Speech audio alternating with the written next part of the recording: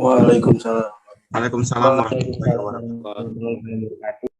Alhamdulillah wassalatu wassalamu ala Rasulillah. Allahumma shalli wa sallim ala Muhammad wa ala ali Muhammad. Allah Ta'ala fil Qur'anil Karim, a'udzu billahi minasy syaithanir rajim. Bismillahirrahmanirrahim. Wal 'asr innal insana lafi khusr illa alladhina amanu wa 'amilus shalihat wa tawasaw bil haqqi wa tawasaw bis sabr. Shadaqallahul 'azim. Teman-teman, adik-adik mahasiswa, imawan dan imawati yang saya hormati, bagaimana PPT saya sudah kelihatan ya? Sudah Pak, sudah kelihatan Pak. Sudah Pak, sudah. Oke.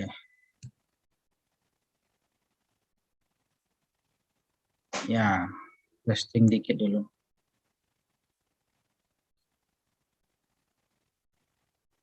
Baik, teman-teman,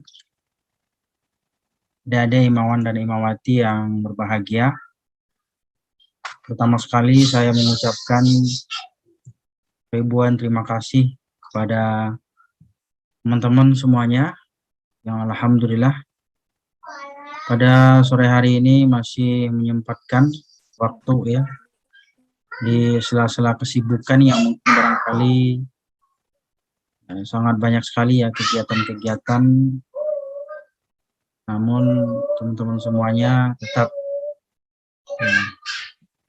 menjalani berbagai aktivitas, termasuk juga di dalam menjalani berbagai macam kegiatan, baik itu kampus maupun kegiatan yang ada di komisariat ya. Teman-teman mungkin di sini banyak yang sudah kenal, yang sudah tahu dengan saya ya. Karena beberapa waktu yang silam juga saya pernah hadir di kajian apa bulan Ramadan. Kan ya? Iya Pak, kalau nggak salah waktu bulan puasa itu Pak. Ya, di aula ya. Ya, di aula kemarin ya. Luar biasa. Semangat teman-teman, tetap istiqomah ya dalam kegiatan berbagai macam bidang ya. Dan dalam hal ini tentu bidang TKI ya, yang sebagai pelopornya ya, bidang tabligh dan kajian Islam ya. Oke, teman-teman, sebenarnya kalau teman-teman baca ya pasti tahulah ya apa itu prinsip teologi al-asr. Sebenarnya kalau kita lihat tidak jauh berbeda ya dengan teologi al-ma'un gitu ya. Namun mungkin ya kita supaya untuk mempertegas kembali dan memperjelas tentang bagaimana prinsip-prinsipnya ya, dan penerapannya dalam kehidupan kita sehari-hari, terutama dalam konsep kita bermuhammadiyah kan tentunya. Jadi oleh karena itu insya Allah kita akan berdiskusi dan berdialog ya dalam kajian teologi al-asr ini. Dan mohon izin kepada teman-teman ya, sedikit saya menayangkan materinya ya, tidak panjang-panjang ya. Nanti akan kita lanjutkan dengan sesi yang kedua, yaitu dengan diskusi dan tanya jawab. Teman-teman semuanya, adik-adik imawan dan imawati yang berbahagia, tanpa memperpanjang kalam, saya akan mengawali dengan membaca al-basmalah. Bismillahirrahmanirrahim. Teologi al-asr, atau tadi tentang purifikasi ya, konsep teologi al-asr dalam tinjauan atau kaitan dengan Muhammadiyah, tentang konsep Muhammadiyah yang berkemajuan. Kalau kita lihat sebenarnya teori al-asr ini adalah teori yang selalu berkembang ya, selalu berkembang. Kalau kita baca mungkin surah Al-Ma'un versi yang dulu dengan versi yang sekarang, yaitu ada perkembangan-perkembangan yang sangat signifikan tentang implementasinya. Demikian juga dengan al-asr ini. Jadi teman-teman, adik-adik mahasiswa, sebenarnya implementasi atau teologi Al-Asr ini kalau pada prinsipnya itu sama persis ya, ketika juga Kiai Haji Mahdalam mengajarkan tentang teologi Al-Ma'un. Ya. Namun bahkan juga di dalam beberapa literatur saya baca teologi Al-Asr ini ternyata lebih duluan, ya, lebih duluan ketimbang daripada teologi Al-Ma'un. Ya. Jadi Kiai Haji Mahdalam itu lebih dahulu dan lebih pertama sekali mengajarkan tentang teologi Al-Asr. Ya, kemudian baru diajarkanlah tentang prinsip-prinsip dan teologi Al-Ma'un gitu ya, yang kita kenal dengan konsep pemberdayaan masyarakat kan gitu ya. Pemberdayaan di segi ekonomi, tentang sosial ya, dan juga bahkan juga tentang sumber daya manusia gitu. Nah, Al-Asr ini ternyata lebih utama dan lebih pertama ya dibahas, diulang bahkan berkali-kali oleh Kiai Haji Mahdalam ketika mengajarkan kepada murid-muridnya. Baik teman-teman semuanya, itu sekedar prolog ya dari saya. Nah, kalau kita lanjutkan,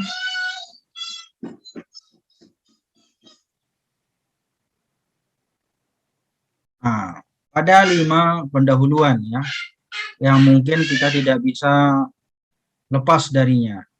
5 pendahuluan ini menjadi basic ya, basic utama dalam mempelajari ya tentang Muhammadiyah, atau dalam sebuah pengkaderan itu kita pasti akan disuguhkan dengan sebuah historical ya of Muhammadiyah. Bagaimana histori tentang berdirinya Muhammadiyah. Bahkan kalau kita lihat bagaimana awal mulanya perjuangan ya Kiai Haji Mahdalam dalam mendirikan Muhammadiyah. Ya, sampai adanya Muhammadiyah sampai saat ini. Pertama, Muhammadiyah berdiri dengan resmi itu pada tanggal 8 Zulhijjah ya, atau 18 November ya, tahun 1912 ya. 12. Sekarang ini teman-teman sudah berapa tahun? Ada yang masih ingat sudah berapa tahun pada bulan November kemarin itu Muhammadiyah? 100 ke 104 start 100 berapa? 4 ya. 100 kurang. Kemarin itu miladnya, di mana miladnya kemarin? Kegiatannya. UMY ya. UMY atau UMM? Ingat nggak teman-teman? Di UMY kalau nggak salah Pak. UMY ya, Yogyakarta. Ya, Yogyakarta dia adakan luring dan daring ya. Dan itu adalah ulang tahun yang ke-109. Kalau nggak salah ya, 109. Ini adalah suatu perjalanan yang luar biasa, panjang ya.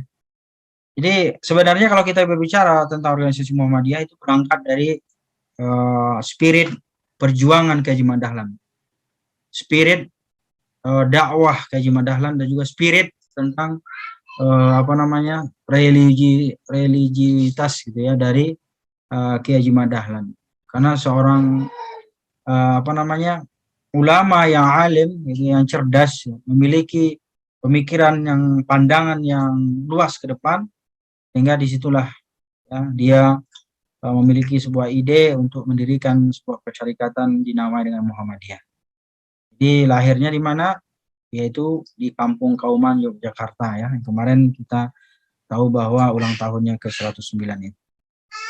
Dan nama Muhammadiyah ini kita kenal ya, dimaksudkan adalah menjelaskan ya bahwa organisasi Muhammadiyah ini bertujuan untuk menegakkan gitu ya, mensyiarkan daripada ajaran Nabi Muhammad SAW. Jadi Muhammadiyah, Muhammad artinya Nabi Muhammad, ia artinya adalah dinisbahkan ya, yaitu artinya pengikut Nabi Muhammad SAW. Ya, jadi orang-orang Muhammadiyah itu adalah orang-orang mengikuti Rasulullah kan gitu ya. Jadi mengikuti Nabi gitu. Ya, orang-orang yang mengikuti Nabi kita kenal dengan Muhammadiyah. Ya, sebenarnya kita ini semuanya adalah Muhammadiyah. Meskipun mungkin bukan IMM, ya, bukan aktif di persyarikatan, Muhammadiyah sebenarnya gitu ya, secara maknawi gitu ya, kalau kita lihat. Kenapa demikian? Karena siapa saja orang Islam yang mengikuti ajaran Nabi, ajaran Muhammad gitu ya, itu adalah Muhammadiyah. Itu tujuannya adalah untuk memahami ya dan melaksanakan ajaran Islam itu sebagaimana yang telah diajarkan oleh baginda Rasulullah SAW. Jadi orang-orang Muhammadiyah ini bertujuan untuk mengikuti ajaran Nabi.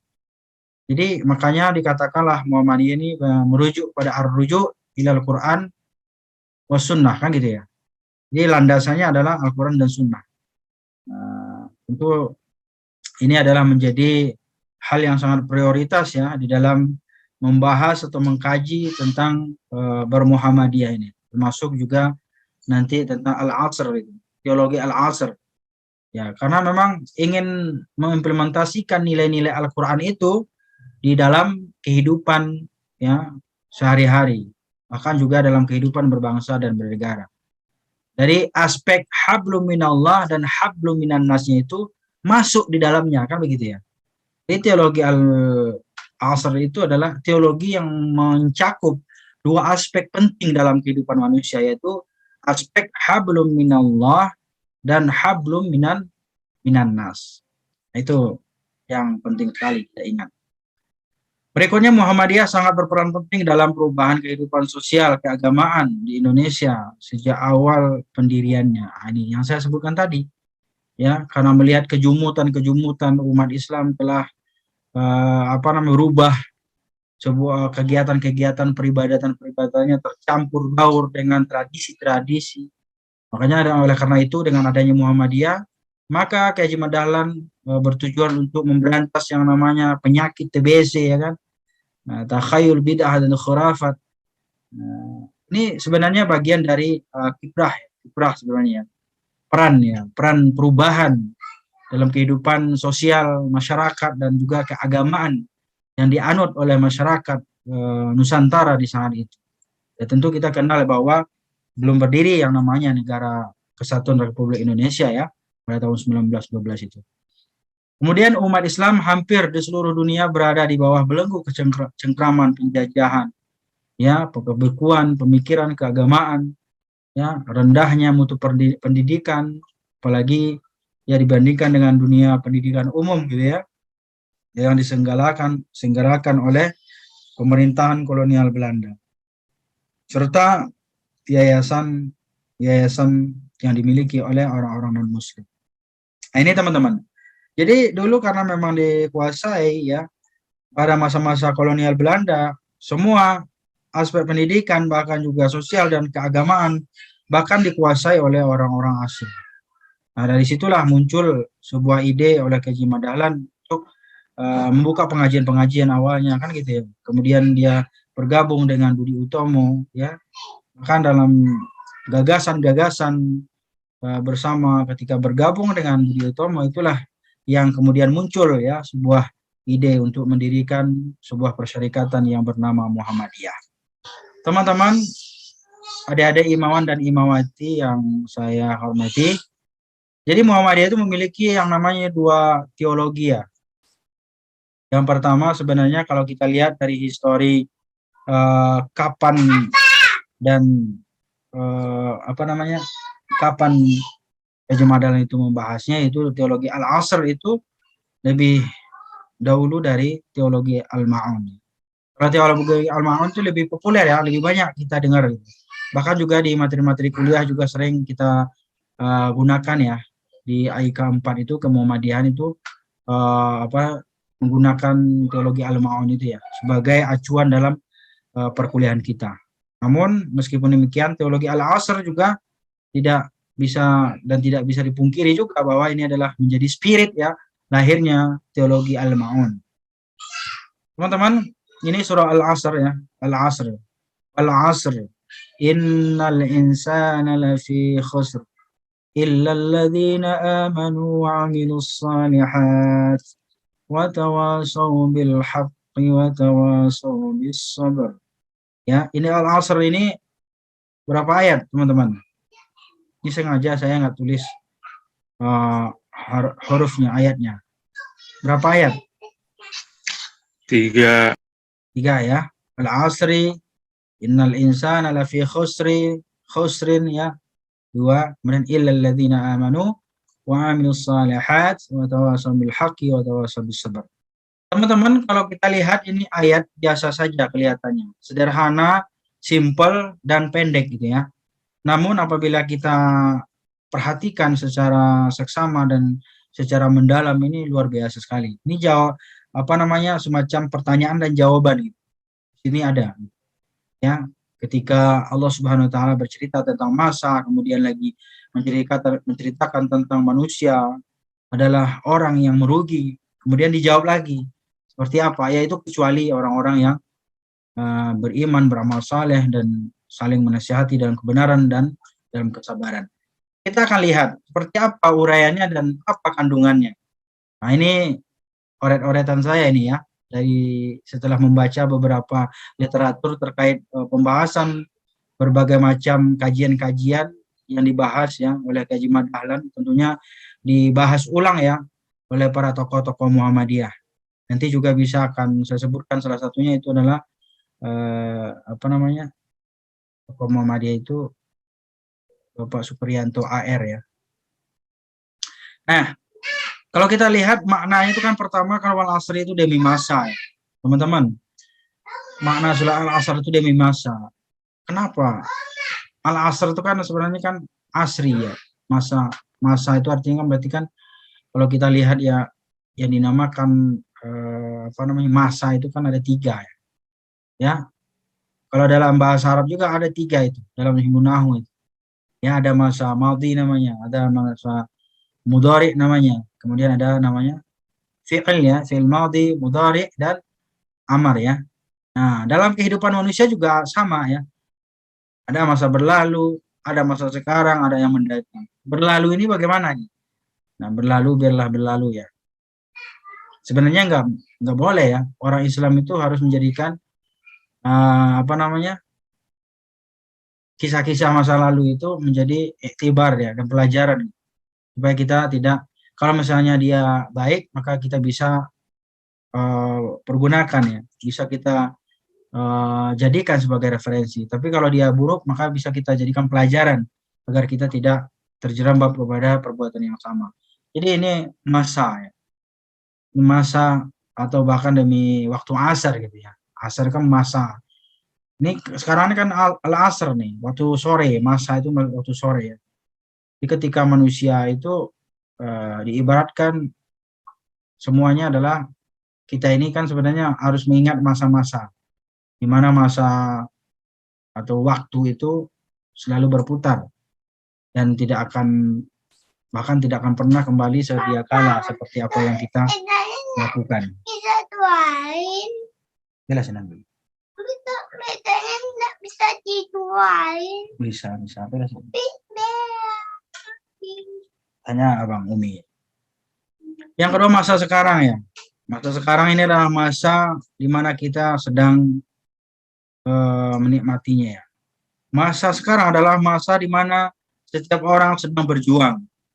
Ya. Dan ini sebenarnya masa sekarang ini bagian dari kita untuk mempersiapkan masa mendatang. Nah, maka oleh karena itu, teman-teman, kalau kita lihat dari makna Kaji Mad Dahlan itu membahas tentang demi masa ini, wal asri ini itulah yang sebenarnya visi misi itu, teman-teman. Ya, Kaji Mad Dahlan itu memiliki di masanya dulu itu dia telah melihat bagaimana gambaran untuk masa sekarang. Ya, dan kita juga harus demikian, harus memiliki visi dan misi. Dan zaman kita sekarang ini bagaimana kita juga memandang dan bisa melihat ya, bukan meramal ya, karena kita ini bukan dukun, bukan paranormal gitu ya, normal gitu ya. Jadi kita ini bagaimana melihat masa yang akan datang itu ya tentu dengan persiapan pada masa sekarang. Kalau lebih spesifiknya lagi adalah masa sekarang ini adalah masa di mana kita di atas dunia. Nah, ini kaitannya dengan yang kedua nih nanti. Ya, sesungguhnya manusia itu benar-benar dalam kerugian. Nah, ada kaitannya itu dengan masa itu. Ya, kalau manusia itu tidak memperhatikan masa yang berlalu dan kemudian tidak menggunakan masa sekarang, maka dia akan merugi pada masa mendatang. Nah, masa mendatang itu kapan, teman-teman? Masa sekarang ini adalah dalam dunia, masa mendatang adalah akhirat. Nah, ini ada kaitannya ini. Jadi, teman-teman, inilah yang dinamakan kalau Keiji Madalan itu adalah memiliki pikiran yang visioner ya. Jadi dia bisa apa istilahnya? Bukan meramal bahasanya ya, tapi memiliki wawasan yang sangat jauh, berpandangan luas ya, sehingga tergambarlah gitu ya, apa yang harus dia lakukan pada hari ini itu akan berdampak besar terhadap masa-masa yang akan mendatang. Itulah masa yang sekarang itu. Nah, ini masa berlalunya adalah masa kayak di Mandalan dulu ya. Nah, masa sekarangnya itulah masa yang dimana kita juga harus berpikir ya, sekali lagi ya, seperti apa yang difikirkan oleh Kaji Mandalan. Jadi Muhammadiyah ini jangan sampai stop di tangan kita, jangan sampai stop perjuangannya di tangan kita, di masa kita. Nah, bagaimana perjuangan masa yang akan datang? Nah, itulah yang harus menjadi PR kita. Kalau orang bilang masa sekarang adalah milik kita, masa mendatang siapa yang akan tahu, kan gitu ya. Tapi orang akan bisa memiliki masa depan atau masa mendatang kalau dia bisa mempergunakan masa sekarang. Paling tidak mungkin dia akan dikenal namanya, kan begitu ya. Mungkin kayak Haji Madalan dan Nyai Siti Walidah, masa sekarang dia mungkin tidak ada lagi dan tidak hidup, tapi namanya selalu dikenal. Ya, karena dia mewarisi Muhammadiyah dalam perjuangannya, kemudian menjadi sebuah warisan yang kita bisa sekarang ini nikmatin ya, dan kita bisa berjuang di dalamnya, dan bahkan juga banyak sekali amal-amal usaha yang bisa kita kelola dalam kehidupan kita ya, untuk kepentingan kita, kemaslahatan kita dunia, dan bahkan untuk ke akhirat kelak nanti. Sesungguhnya manusia itu benar-benar merugi. Kerugian yang dimiliki manusia itu ada dua dimensi, dunia dan akhirat. Karena nanti di akhirat itu ada orang yang ditanya nanti, siapa orang yang merugi?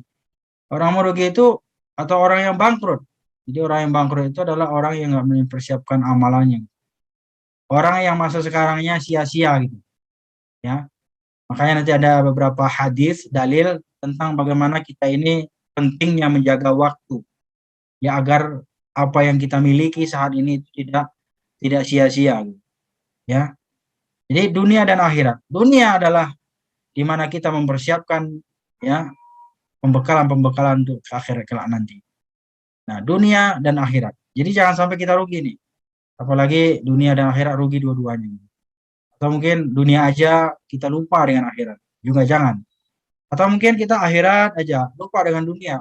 Ya kan? Nggak mau kerjaannya cuma ibadah aja. Nggak mau nikah, malas gitu ya. Kuliah juga asal-asalan. Karena dia pengennya ngajar akhirat aja gitu. Ya, ini juga nggak benar. Jadi dua-duanya harus sejalan gitu ya. Harus sejalan dan beriringan. Nah, kemudian kecuali orang-orang yang beriman dan mengerjakan amal saleh dan nasihat menasihati supaya mentaati kebenaran, dan nasihat menasihati supaya menetapi ya kesabaran. Nah, di sini ada 5 ya poinnya di ayat yang ketiga ini. Pertama, beriman. Inilah yang ditanamkan oleh Kaji Madalan ketika mengajarkan surah Al-Asr ini. Bagaimana orang yang beramal itu dasarnya iman, ya. Jadi orang kalau nggak beriman nggak bisa beramal, ya. Bagaimana dia beramal kalau dia tidak punya iman? Ya, jadi mustahil kalau orang dia amalnya baik, amalnya soleh, tapi nggak beriman, nggak mungkin. Karena dasar dari segala amal itu adalah imannya. Iman seseorang itu kalau kuat, teguh gitu ya, thiqah gitu ya, istiqamah gitu ya, maka dia akan mudah untuk melakukan amal saleh. Jadi yang pertama intisarinya adalah yang poin yang ketiga ini, ayat yang ketiga adalah beriman. Iman itu sebagai landasan, bahkan juga di dalam AIK 1 itu kan yang pertama sekali adalah perkara iman ya.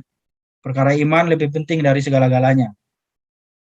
Ya, untuk minum billahi, ya kan, bahwa ketika kita berislam, kita adalah beriman kepada Allah Subhanahu wa taala, ya, kepada malaikatnya, kepada rasulnya, kepada kitab-kitabnya, pada hari akhir, dan juga kepada qada dan qadarnya. Nah, inilah teman-teman, iman. Jadi semuanya itu iman. Apalagi kalau kita berbicara tentang malaikat, bagaimana seseorang bisa mengimani sesuatu yang tidak nampak? Bagaimana seseorang yang beriman tentang surga dan neraka kalau dia sendiri tidak pernah melihat? Semuanya iman itu yang berkata. Jadi semua perkara, ya, itu harus dilandasi dengan iman. Terutama ketika seseorang itu beramal saleh, ya, beramal saleh. Yang kedua, amal saleh tadi. Iman dan amal saleh itu beriringan itu. Orang yang beriman dilandasi dengan amal saleh. Ya, wa amilus salihat. Nah, jadi orang yang beriman mestilah dia beramal saleh. Jadi tidak bisa ya orang yang beriman itu dia itu meninggalkan amal saleh. Ya, dan kita bisa lihat dan bisa kita identifikasi bahwasanya orang-orang yang beriman itu adalah orang-orang yang senantiasa beramal saleh. Nah, ya kan, puasa rajin, sholat rajin, zakat rajin, sedekah rajin, amal saleh itu. Nah, itu amal saleh. Amal saleh itu ada yang bersifat amal itu ya amal atau ibadah itu ada yang bersifat mahdoh dan ghair mahdoh. Kemudian yang ketiga adalah mentaati kebenaran. Kalau orang itu udah beriman, beramal saleh, dia akan mudah mengikuti kebenaran, kan gitu ya. Hatinya akan dituntun oleh Allah untuk melakukan amal saleh, untuk mentaati kebenaran. Karena nggak mungkin orang-orang beriman tidak taat. Orang beriman itu pasti orang yang taat, ya. Jadi oleh karena itu mustahil ya kalau ada orang yang beriman tapi nggak taat terhadap kebenaran. Jadi bukti orang beriman itu adalah orang-orang yang senantiasa ya melakukan atau menjalankan ya semua perintah-perintah Allah Subhanahu wa taala. Kebenaran-kebenaran yang muncul, kebenaran-kebenaran yang datang dari Allah dan Rasulnya, dan juga kebenaran-kebenaran yang datang dari ulama. Dia itu jadikan sebagai landasan dalam kehidupannya. Mentaati, taat dengan kebenaran. Ya, kalau kita lihat dari harfiahnya kan watawasau bil haqqi ya. Sebenarnya berwasiat dengan kebenaran juga bisa. Tapi apalah artinya berwasiat dengan kebenaran kalau tidak ditaati kebenaran itu, kan gitu ya. Jadi orang sekarang itu kan hanya sekedar batas wasiat saja atau mengajak saja, ngasih informasi aja gitu. Ya. Ayo bro, besok kita ngaji, ada bidang TKI, FH komisariat gitu kan, IMF komisariat ngaji. Cuman info doang gitu, tapi tidak mentaatinya gitu. Nah, inilah bedanya. Kalau hanya sekedar tawasau mengajak gitu ya, berwasiat menginformasikan tapi tidak mentaati, maka ini sama saja seperti orang-orang yang al-munafik.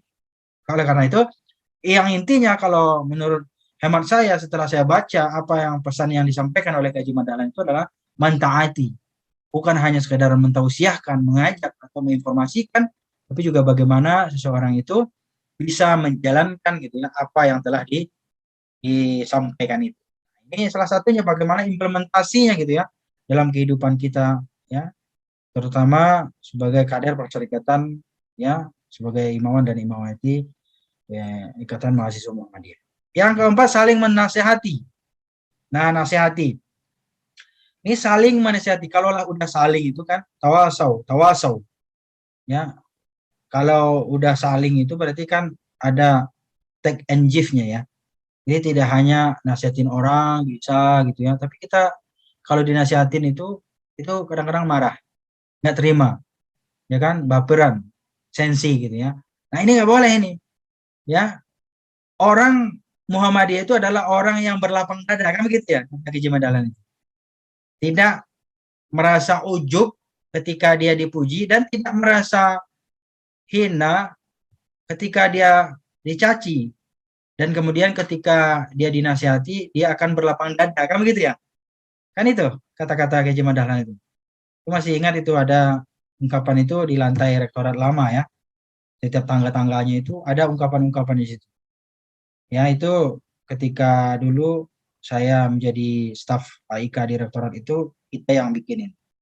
Ya, ide-ide itu untuk dibuat ya. Jadi apa? Jadi mengingat kita, menjadi mengingat bagi kita gitu ya, bagaimana dulu Haji Madalan itu adalah orang yang senantiasa ridho ya, berlapang dada ketika dinasihati ya. Nah, jadi orang itu saling menasihati, bukan hanya menasihati tapi juga mau menerima nasihat. Nah, inilah dari yang keempat ini sangat penting sekali ya. Nah, kadang-kadang kan kita merasa sombong kabur gitu ya. Kalau kita ini udah pinter, udah bener banget gitu. Jadi nggak mau dinasihati. Sombong dan egois. Yang maunya kita nasihatin orang terus itu. Tapi kita nggak mau dinasihatin. Atau merasa jengkel atau merasa marah. Ya, merasa nggak nerima gitu. Kalau misalnya orang itu nasihatin kita. Padahal sebenarnya Muhammadiyah, Hizbut Dahlan itu mengajarkan bagaimana kita berlapang dada. Ya, tidak sakit hati gitu ya ketika ada orang lain mencaci, mencerca, dan juga apalagi sekedar hanya menasihati kita. Nah, kemudian terakhir bersabar. Ini yang paling berat nih. Semuanya ini harus dilalui dengan sabar. Ketika beriman harus sabar, beramal soleh harus sabar, ya mentaati kebenaran juga harus sabar, ya menasihati orang juga harus sabar. Ketika dinasihatin juga harus sabar. Jadi semuanya harus sabar. Jadi tidak ada yang bisa lari ya daripada kesabaran. Kalau kita lari dari kepada kesabaran, maka gagal lah, iman gagal, amal soleh gagal, mentaati kebenaran juga gagal, saling menasihati gagal, karena kalau nggak ada sabar udah habis semuanya. Jadi oleh karena itu 3 ayat ini sangat dalam ya kalau kita bahas lagi gitu ya secara spesifik gitu ya. Nanti akan kita lihat bagaimana lebih spesifiknya gitu ya bahasan-bahasan tentang teologi Al-Asr ini yang disampaikan oleh Kiai Haji Dahlan dalam dalam kajiannya. Teman-teman perlu diingat bahwa konsep teologi Al-Asr ini Kiai Haji Dahlan mulai ramai diperbincangkan ya. Sebenarnya udah lama ya. Kiai Haji Dahlan tuh udah ngomong udah lama banget gitu ya. Tapi ramai diperbincangkan abad kedua dari Muhammadiyah. Nah, berarti kan 9 tahun belakangan inilah gitu. Ya mungkin karena baru diungkap gitu ya oleh para tokoh-tokoh, para ulama-ulama yang ada di Muhammadiyah. Jadi sebelumnya itu yang familiar itu baru kita kenal adalah teologi Al-Ma'un kayak gitu ya. Teologi Al-Ma'un yang digunakan sebagai ayat pemberdayaan. Kemudian sebenarnya konsep ini muncul jauh sebenarnya ya dari organisasi Muhammadiyah. Bahkan sebelum didirikan Persyarikatan Muhammadiyah pada tanggal 18 November 1912 tadi, itu sebenarnya Haji Dahlan sudah membahas ya, sudah membahas dan bahkan konsep Al-Asr ini, teologi Al-Asr ini lebih dulu gitu ya, dibanding dengan konsep teologi Al-Ma'un gitu. Nah, tentunya sesuai dengan perubahan-perubahan zamannya. Gitu. Kemudian berikutnya konsep teologi ini merupakan pemikiran Haji Dahlan ya tentang Al-Asr. Ya, yaitu surah yang ke-103 terdiri 3 ayat diturunkan di Mekah ya sehingga disebutlah dengan surah Makkiyah ya. Surah Al-Asr diajarkan dan diajarkan ini berdasarkan permintaan istrinya ya, Nyai Siti Walidah ya. Jadi Kiai Haji Dahlan ini mengajarkan Al-Asr itu sebenarnya awal-awal mulanya itu disampaikan kepada istrinya gitu ya. Ya karena memang permintaan dari istri beliau juga kan. Nah, permintaan dari istri beliau untuk diajarkan tentang teologi Al-Asr ini, makna yang terkandung dalam surah Al-Asr gitu. Makanya teman-teman di saat itu dinamakanlah pengajiannya itu dengan pengajian wal asri ya, wal asri. Nah, jadi oleh karena itu di saat itu para perempuan-perempuan ya, terutama itu setelah diajarkan oleh Haji Dahlan kepada istrinya Siti Walidah, Nyai Siti Walidah, kemudian diajarkanlah kepada perempuan-perempuan di saat itu yang berada di Kauman Yogyakarta. Ya, maka itu yang dinamakan pengajian wal asri ya, wal asri gitu ya. Nah, kemudian terakhir surah Al-Asr diajarkan sekitar 8 bulan, teman-teman. Bayangkan itu. Ya kalau kita sejam doang udah bosen ya. Udah gelisah, udah pada keluar nih. Tadi udah sampai 20 orang. Ya, sekarang tinggal 15 orang lagi.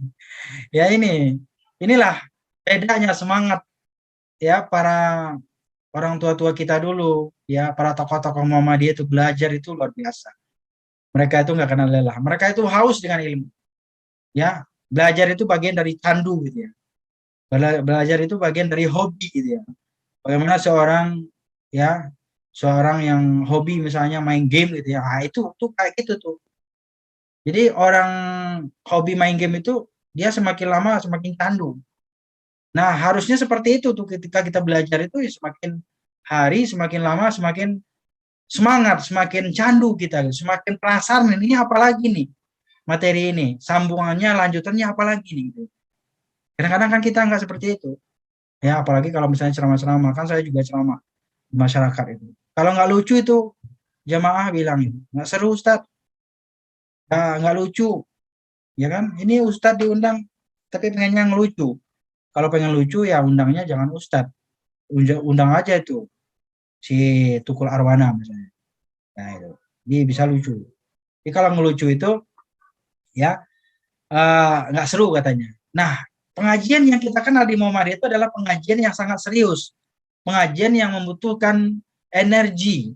Apalagi kalau kita misalnya teman-teman di pengkaderan kan, ada 3 hari, ada yang mungkin 5 hari ya. Di AD itu kemarin berapa? Ya sebenarnya di AD itu kalau 4 hari ya.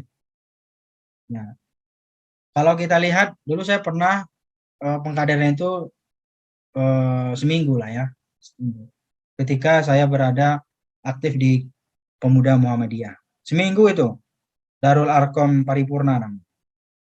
Itu capek banget memang. Iya, tapi karena kita sadar bahwa kita adalah kader dan kita butuh terhadap ilmu itu, ya leadership dan kepemimpinan, dan kita pengen tahu bagaimana perjuangan Kaji Madalan dulu itu dalam membangun dan memperjuangkan Persyarikatan Muhammadiyah ini.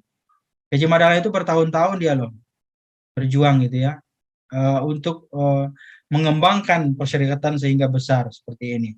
Kalau kita ya baru di pengkaderan saja kadang-kadang udah keok, ya kadang-kadang nggak masuk lah ya kan, kadang-kadang telat lah, kadang-kadang sakit. Ya memang itu harus kita hadapi semuanya. Nah apalagi di bidang kajian misalnya itu adalah kadang-kadang bidang yang dimana paling sepi ya kadang-kadang itu.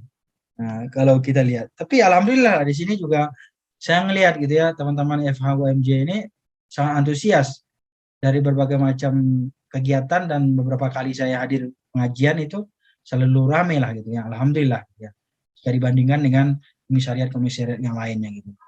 Jadi oleh karena itu teman-teman, bagaimana kita ya menjadikan momentum ini sebagai bukan hanya sekadar ngaji, tapi bagaimana mengasah ya bahwa kita ini adalah mengasah kemampuan bahwa kita ini adalah seorang kader menjadi pemimpin Persyarikatan Muhammadiyah di masa yang akan datang. Jadi bayangkan surah Al-Asr itu dibahas sekitar 8 bulanan ya oleh Kaji Madahlan, ya dibahas diulang-ulang. Nanti akan kita lihat nanti. Oh, ada 6 poin ya hal yang terkandung yang di dalam teologi Al-Asr itu. Kenapa itu penting sekali oleh Kaji Madahlan untuk diulang-ulang? Nah, ada 6 alasannya. Nah, karena mengulang-ulang suatu ayat itu, suatu pengajian itu akan mudah sebenarnya untuk mengingat-ingatkan kita ya. Nah, supaya apa? Supaya mengingatkan kita dan kemudian memperkuat daripada pemikiran-pemikiran kita, ya, mempertajam daripada visi dan misi kita ketika kita berada di persyarikatan atau di ortom gitu ya. Apalagi kalau kita menjadi seorang kader yang memang berniat nanti kelak akan menjadi seorang pemimpin di Persyarikatan Muhammadiyah. Jadi itu teman-teman ya 8 bulan ya, berulang-ulang kali diajarkan. Bahkan juga dalam satu kisah diceritakan ya, bahwa di dalam surah Al-Ma'un juga sama ya, berbulan-bulan juga. Itu muridnya komplain gitu ya, wahai sang kiai, kenapa ini kok kita belajar tiap minggunya ini terus gitu ya. Sudah berapa kali ini kok ayatnya nggak pernah berubah-ubah gitu ya. Nah kemudian Kaji Madahlan ya sedikit inilah gitu ya, ke muridnya. Emang ente sudah ngamalin gitu ya, bahasa gitu ya. Ya seolah-olah gitu kan sudah hebat gitu ya. Dengan kita mengulang-ulang kemudian sudah hafal, sudah khatam, sudah faham gitu ya. Kita ulang-ulang saja belum tentu kita faham, apalagi kalau kita tidak mengulang-ulangnya. Nah kemudian Kaji Madahlan bilang itu, kalau belum diamalin, belum betul-betul diimplementasikan, maka berarti itu belum belajar namanya. Berarti belum khatam namanya. Nah, inilah sebenarnya juga sama ya, ketika juga belajar Al-Asr ini juga banyak ya, banyak di antara murid-muridnya yang bertanya ketika apa namanya, pelajaran ini diulang-ulang. Ya, namanya teologi. Teologi itu adalah sesuatu yang diulang-ulang supaya menjadi lebih matang dan lebih nangkep ya di pikiran kita. Lebih apa, mungkin ya, kalau bahasa Arabnya itu mungkin. Lebih kokoh gitu ya, pemahaman kita itu lebih mantap dan lebih kokoh. Ya kan, adanya Darul Arqam itu sebenarnya ada Darul Arqam dasar, lanjutan segala macamnya. Itu kan sebenarnya bagian dari itu tadi kan, lanjutan ya, lanjutan. Kayak materinya sebenarnya itu juga. Cuman mungkin ada update ya, update informasi terkait dengan materi-materi yang terbaru. Nah, yang jadi pentingnya apa? Salah satunya adalah disiplin waktu, memiliki etos kerja, ya, selalu mengisi waktu dengan perbuatan-perbuatan amal saleh. Jadi kalau memang betul-betul kita udah amalin, ya, itu ayat, berarti kita udah betul-betul disiplin dengan waktu. Nah, memang sih hari tadi juga kan, memang mohon maaf, tadi apa namanya, habis asar itu saya sedikit ketiduran, jadi agak terlambat. Untung saya cepat ini gitu ya, terbangun, karena dari pagi saya udah banyak kegiatan ya. Dari pagi itu nguji seminar proposal 4 orang, ya. Kemudian habis itu ada UTS, mahasiswa kelas karyawan. Habis itu lanjut dengan ini. Jadi udah full banget dari pagi itu, dari pagi. Ya, bahkan dari pagi banget itu sebenarnya tadi ada BBQ ya, Fakultas Kedokteran itu. Nah, cuman karena hari ini tanggal merah, akhirnya ditunda. Nah, ini teman-teman. Jadi artinya apa? Gak apa-apa. Masalah ini kan sebenarnya tepat waktu dengan etos kerja berkaitan.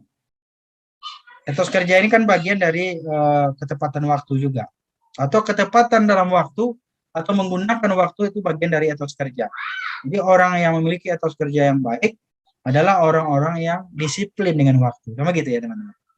Jadi mudah-mudahan ya di dalam berbagai macam kegiatan ya, pengkaderan itu yang paling penting itu adalah tepat waktu. Saya berapa kali itu ngisi materi bahkan sampai ke puncak Bogor sana ya, dan di berbagai macam tempat itu, termasuk juga dulu pernah di Gunung Sindur atau di mana gitu ya, di Parung.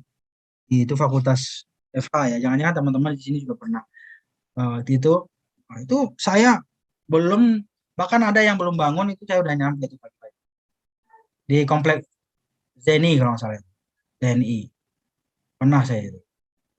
Jadi bagaimana gitu menjadi seorang kader itu adalah seorang yang capek, seorang yang letih, ya. Dan lawan kita adalah boring ya, bosen gitu ya, nah, bete gitu ya, semuanya sama aja. Jadi itu bagian dari perjuangan menjadi seorang pemimpin, menjadi seorang mahasiswa ya, karena memang disuguhkan dengan berbagai macam materi-materi yang apalagi materinya sangat serius. Lanjut. Nah, teologi Al-Asr teman-teman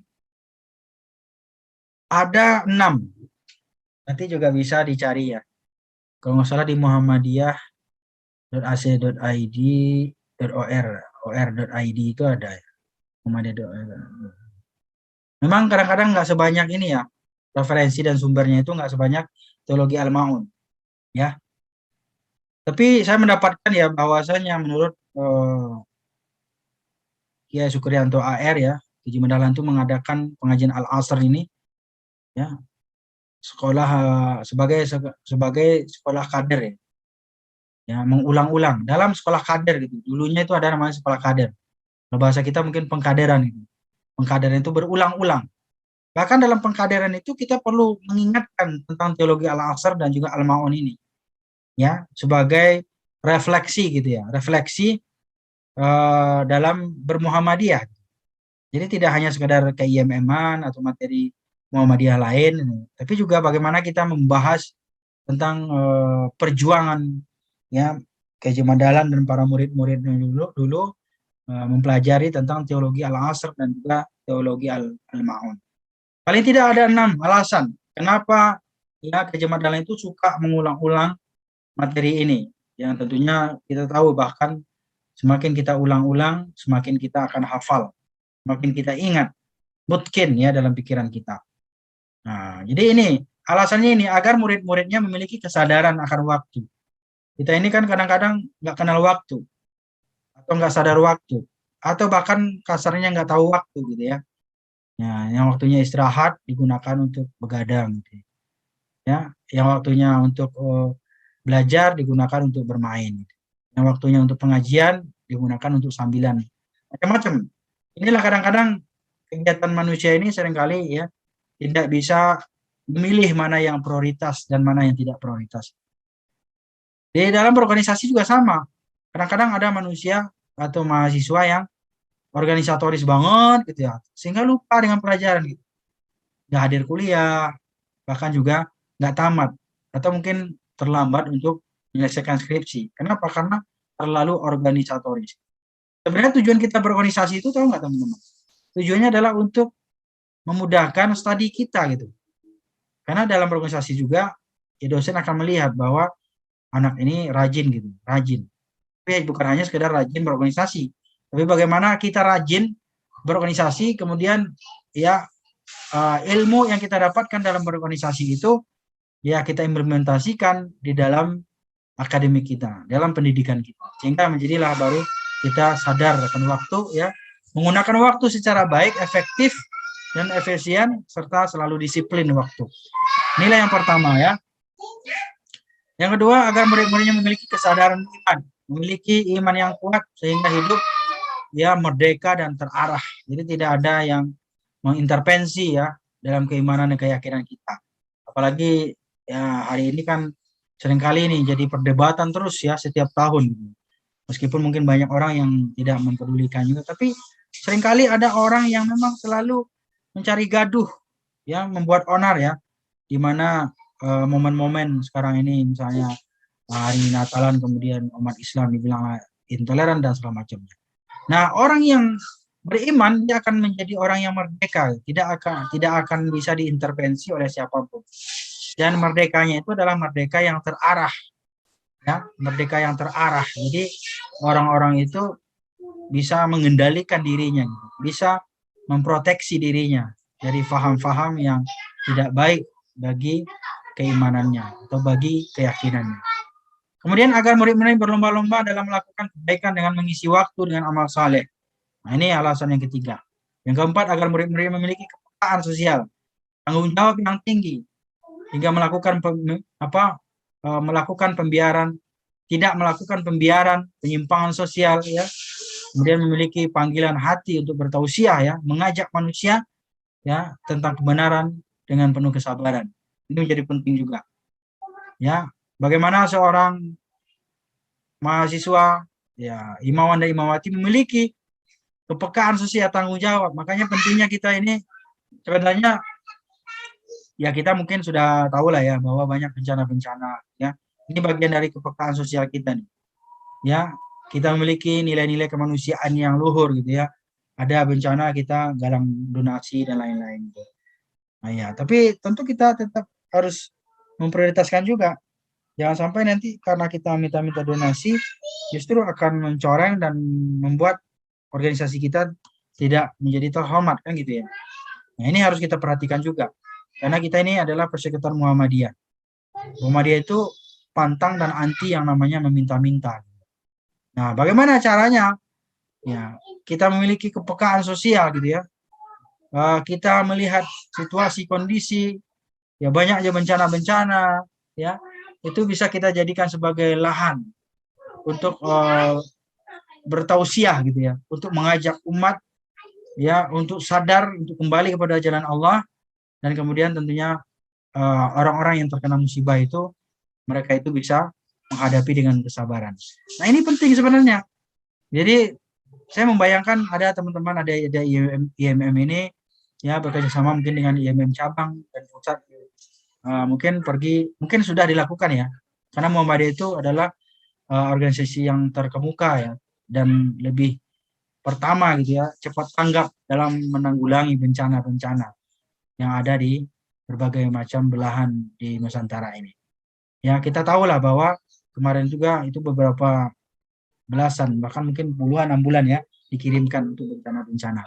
Ini adalah bagian dari kiprah ya, kiprah dan peran gitu ya, peran Muhammadiyah terhadap terhadap bangsa dan negara, dan juga bagian dari tanggung jawab sosial dan juga peduli terhadap kemanusiaan yang ada di sekitarnya.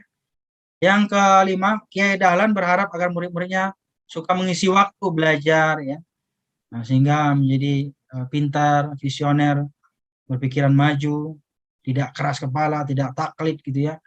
Nah, pokoknya bergerak majulah, berjalan ya. Karena berkemajuan itu artinya adalah bergerak.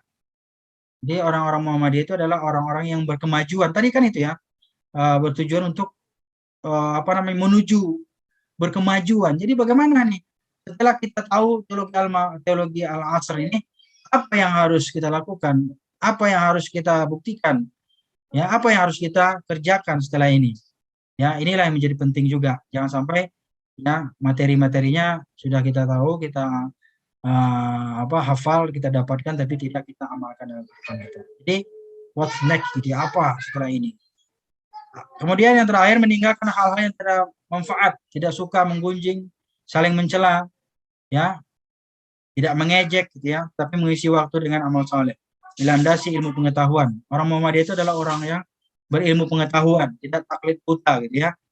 Jadi inilah ciri khas dari teologi Al-Asr ini. Ada 6 ya alasannya kenapa Kajian Dahlan itu mengulang-ulang pelajaran ini sehingga menjadi sebuah tradisi yang sangat, bukan hanya sekedar tradisi lagi, tapi menjadi teologi ya, dan menjadi sebuah prinsip ya, prinsip dalam bermuhammadiyah yang perlu kita cermati, kita fahami sebagai kader Perserikatan Muhammadiyah di dalam organisasi kita, terutama dari IMM. Teman-teman, dalil tentang waktu ini mungkin tidak perlu saya jabarkan lagi ya. Yang jelas ya bahwa Rasulullah SAW itu bersabda ya, dua kenikmatan, ni'matani maghbunun fihima katsirun minan nas as-sihhatu wal faragh. Jadi manusia itu banyak yang lupa, tertipu dengan dua hal, pertama kesehatan dan waktu yang luang. Jadi waktu sehat itu kadang-kadang disia-siain gitu, udah sakit baru merangkak ke masjid gitu ya, baru insaf, baru sadar, baru taubat gitu ya. Tapi ketika sehat itu lupa dengan Allah. Kemudian apalagi yang manusia itu ya suka lalai dan tertipu, itu waktu yang luang. Kalau udah sempit, udah mepet, baru kita sibuk-sibuk gitu ya. Nah, terutama teman-teman yang skripsi mungkin atau mau ujian ya, baru itu sibuk-sibuk. Kalau udah H-1 gitu ya, baru kita sibuk-sibuk. Nah, padahal sebelumnya kita panjang sekali waktunya, banyak sekali waktunya. Nah, inilah sebenarnya teologi Al-Asr ini, bagaimana kita memanage waktu dengan baik ya. Jadi ini menjadi penting sekali teman-teman. Kemudian ada lagi ya, wal waktu anfasu ma anaita bihifzi. Jadi banyak manusia itu yang sebenarnya melalaikan waktu, padahal waktu itu adalah hal yang paling berharga dalam kehidupan manusia ya. Maka oleh karena itu, karena dia sesuatu yang berharga, mestilah kita jaga kan gitu ya. Jadi banyak manusia yang tidak wa'arahu ashala ma'alaika yudayya. Jadi banyak manusia itu lalai ya, dan menyia-nyiakan waktu itu. Jadi mengabaikan waktu itu. Sama lah kita semuanya lah, masuk mungkin saya ya, sebagai narasumber juga sama, kita semuanya sama. Banyak kita yang kebut-kebutan gitu ya. Ya jadi pada akhirnya apa? Tidak maksimal gitu. Tidak maksimal dan tidak membuahkan hasil yang baik. Nah, yang terakhir ini, mengkana yaumu khairan min amsi fa huwa rabih. Saya artinya aja, barang siapa yang harinya sekarang lebih baik daripada kemarin, maka dia beruntung. Namun barang siapa yang harinya sama dengan kemarin, maka dia adalah orang rugi. Barang siapa yang hari kemarinnya lebih jelek daripada hari kemarin, maka dia adalah orang yang terlaknat. Nauzubillah. Jadi jangan sampai ini tahun 2022 itu lebih jelek daripada tahun 2021. Teman-teman ya, ini jelas sekali, ini dalil ini menandakan bahwa pentingnya kita memanage waktu. Maka itulah ya Kajian Dahlan itu mengingatkan berulang-ulang kali kepada murid-muridnya di saat dia membahas tentang teologi Al-Asr ini. Jadi artinya bagaimana kita memanage waktu, mengatur waktu sehingga waktu ini menjadi lebih bermanfaat daripada sebelumnya. Oke teman-teman, terakhir penutup surah Al-Asr berisi mengenai peringatan Allah tentang pentingnya waktu. Ya, jadi bagaimana kita mengisi waktu ya. Karena banyak manusia menjadikan seluruh aktivitasnya itu hanya berlomba-lomba menumpuk harta, menghabiskan waktu berfoya-foya ya, sehingga mereka itu lalai dalam pekerjaan yang utamanya itu adalah menggapai kebahagiaan akhirat. Jadi kehidupan dunia penting juga, penting. Ya, tapi akhirat menjadi lebih utama. Walal akhiratu khairul laka minal ula. Jadi itu ya. Oleh karena itu akhirat itu lebih utama daripada dunia. Baik, teman-teman, demikian mungkin barangkali ya kita akhiri dengan alhamdulillah, alhamdulillahirabbil alamin.